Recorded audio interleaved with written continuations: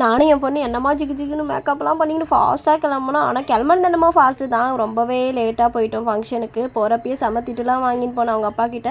எப்பயுமே லேட்டாக இருக்கும்னு நினச்சிக்கின்னு ஃபங்க்ஷன் கிளம்புனேன். ஆனால் 6 to 7 போல் டைம் சரியாக பார்க்கல. போகிறப்பயே இவங்க எல்லாமே தூங்கிட்டாங்க. என் பொண்ணுலாம் காற்றுப்பட்டால டக்குன்னு தூங்கிட்டோம். நாங்கள் ஏற்கனவே லேட்டாக போகிறோம். இந்த பஸ்ஸுக்கார வர ரொம்ப நேரமாக வண்டியை உருட்டிக்கின்னு போயிருந்தான்.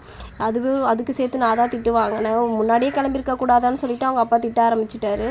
அப்புறம் பார்த்தா ஏடிஎம்மில் காசு இருக்கலான்னு பார்த்தா ஏன் நேரமாக என்னான்னு தெரியல 5 ஏடிஎம் இறங்கி கேஷே இல்லை. அதுக்கும் சேர்த்து திட்டு வாங்கினேன். அவங்க அப்பா முகத்தில் ஒரு எம்டனை பார்த்தேன். அதுக்கப்புறம் இவங்க எல்லாருமே செம தூக்கத்தில் இருந்தாங்க. ஃபங்க்ஷன் போனால் அவங்க என்னம்மா பஸ்ஸு கிடைக்கலையா, வர வழி ஃபுல்லாக மழையான்னு கேட்டு கிண்டல் பண்ண ஆரம்பிச்சிட்டாங்க.